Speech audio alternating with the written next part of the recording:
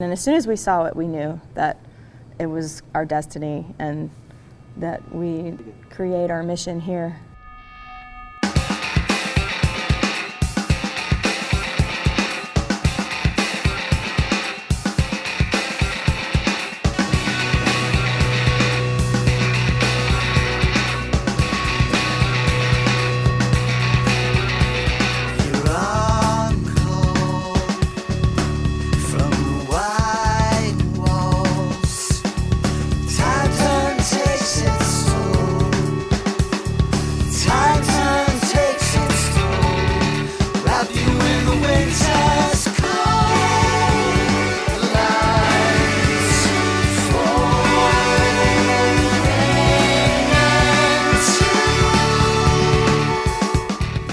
Hi, I'm Mike Speranzo and welcome to Mr. Smalls. Come on in, let's check out the theater.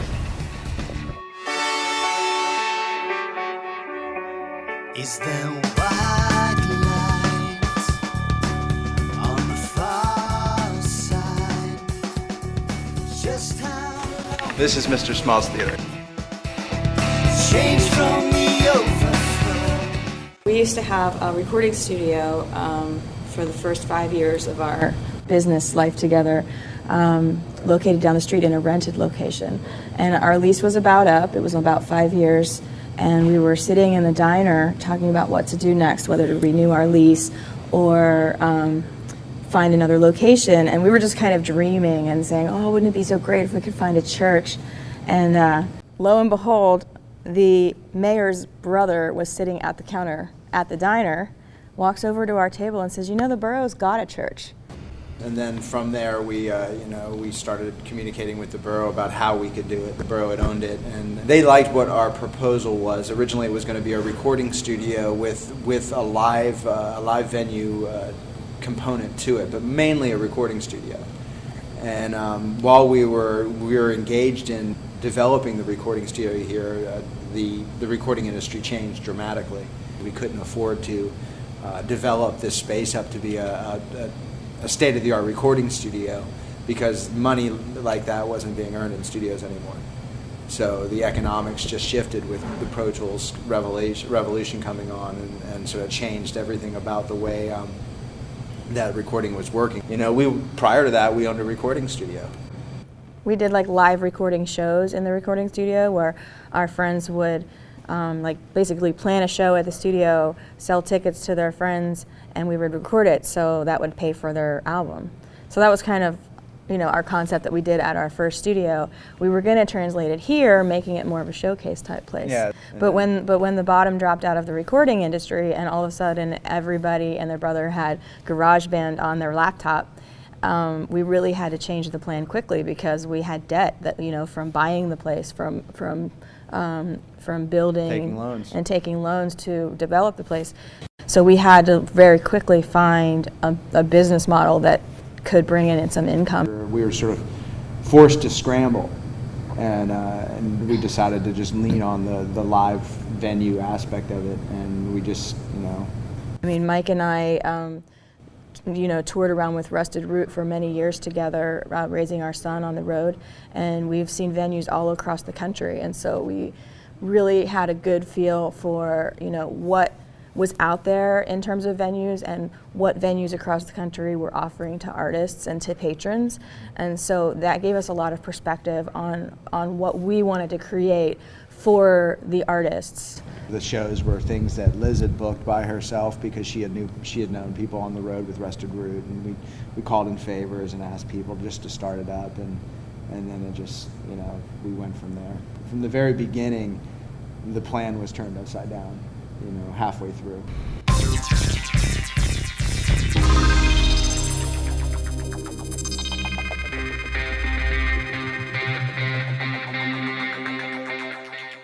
Hi, I'm Mike Speranzo. Welcome to Mr. Smalls Skate Park. We're discussing a little bit about the summer '08 developments for the skate park. To get rid of the vert ramp. We're tearing down the vert ramp. I work here at Mr. Smalls with my uncle and my aunt and my sister. And, well, I'm from Orlando, and I lived there for like 16 years. And then my uncle, the owner of Mr. Smalls, he made his way down to Florida and was like, "Hey man, what are you doing down here? It's super hot." Actually, he invited me one summer to rebuild the skate park, and I was like, "All right, yeah, I'll come help for sure." And 1 month turned into 2 months, 2 months turned into 3 months, and then we ended up building a massive skate park. And then as soon as it was open, I was like, "Man, I think I'm gonna stay." So we're gonna have to tomorrow start tearing down the decks, pull the skate light off.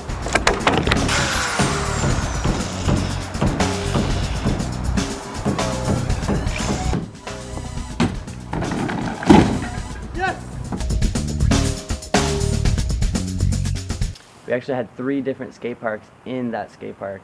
It was 170 square feet, and yeah, we rebuilt it 3 times. And there used to be the 2000 X Games vert ramp there that Tony Hawk did a 900 on, and like it had like some really nice play as far as like its support for the community.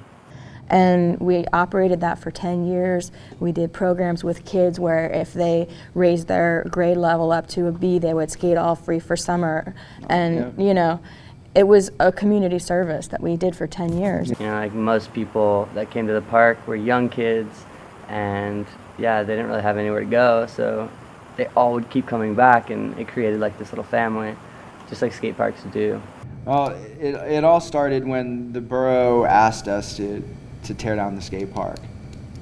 It was a big crossroads for us. The skate park, it was never developed as a way to make money. You don't try to make money off of helping kids, teaching them how to skateboard. We opened that place at a time when there was nowhere to skate anywhere within 3 hours at least of Pittsburgh. And so we created a central community for people who wanted to skate vert, who wanted to have an expansive street park environment. Growing up around Mr. Smalls and the skate park, and my uncle and my aunt, and they have this sensibility that like there is no top, there is no walls, there's no limit. And when you're a little kid and you're surrounded by things like that, it's super impactful. Like I built the foundation of who I am as a person now based around that.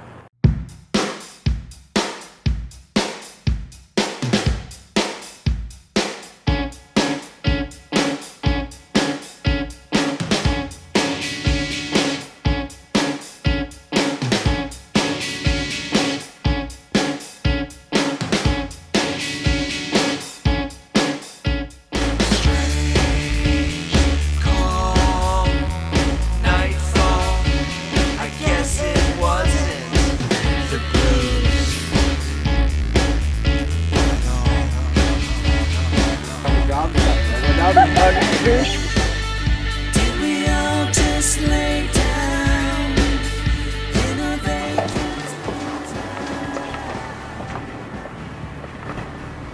This is the Fun House. It's a 170 capacity venue. We do the best in local and regional music here. We have shows 5 nights a week, and we're really excited about it. It's a great addition to the Mr. Smalls family. Family is a huge part of every aspect of this business, even starting with the name. Mike and I had, 20 years ago, had a beautiful son together, and when he was a baby, actually we traveled around a lot, like I mentioned, and he had a nanny, and they all had these nicknames for each other, and Jordan's nickname as a baby was Mr. Smalls. So when it came to name our business, we wanted to name it after our son. So that's how Mr. Smalls Theater got its name.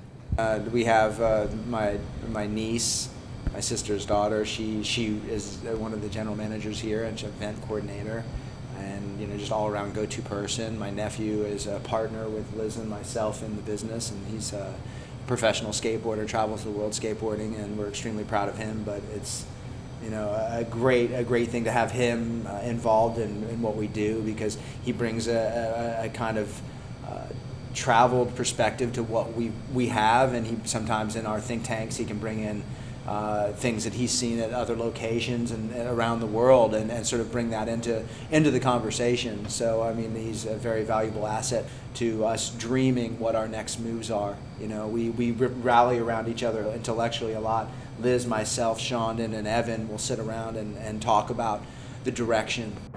they've really taken us in, and they've really, showed us about what family is, and really let us have the opportunity to get to know our extended family that we really never knew, and the relationships that have been built between them and I and Evan are stronger than ever, and it's really, what helps us all to get through every single day and build all of our different entities of our life that's going on. We have a little one on the way too. So we have a new little Mr. Smalls coming in. Yeah, it allowed me to blossom into the person I am right now, being around this place, seeing that there's no boundaries, no walls, no ceiling. Just go as far as you want with anything you want. We really rally around each other's thoughts, and we develop our ideas off of each other. It's really a cool experience because it's family. I wish everyone could see that at a very young age, literally is one of the most impactful things I've ever experienced. It will be something as mundane as the coat check room, or it could be something as grandiose as trying to open up the new business across the street.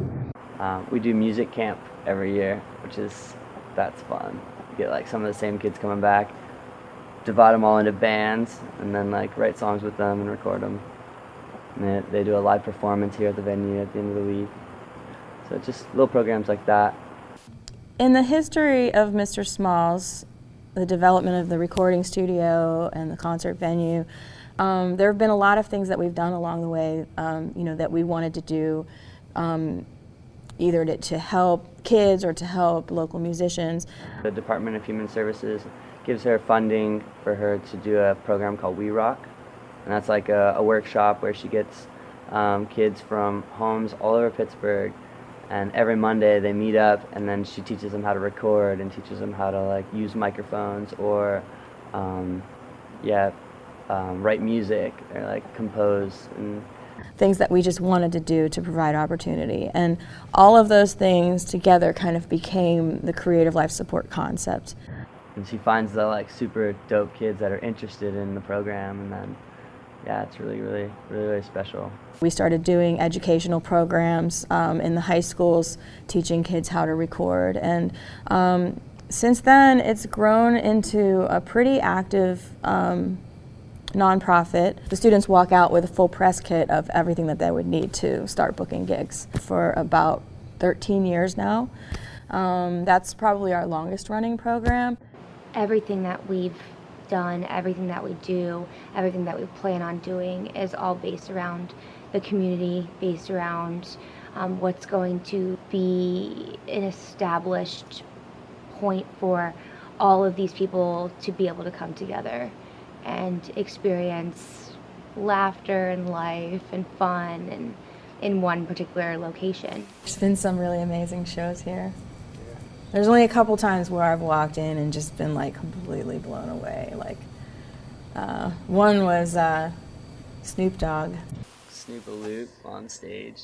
And being in the middle of the crowd and gin and juice dropping, and just being I'm in the middle of this concert venue right now, and I'm looking up, there's Snoop Dogg going on, and gin and juice is dropping. And I was absorbed in the show, and I was trying to make sure everything was, and I just finally realized the gravity of what was going on. I was holy shit, this is gin and juice.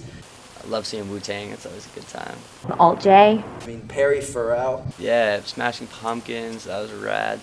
And when Johnny Marr came, and Lisa Marie Presley. Muse on the balcony. Muse. Oh God, it was amazing. Then Metric and Broken Social Scene. I got to play music until 6 in the morning with Broken Social Scene on this stage. Just seeing those super famous people come through, I'm super starstruck, Michael Franti and Spearhead was one of the first really big shows that played here, and his presence really set the tone of inspiration for the development of the whole thing, I think. I think that, it took up till now, from first opening to get established as a facility. We no longer are picking up the pieces and trying to survive. Now we're in a stage where we're here, we're not going anywhere, and all we can do is make it better.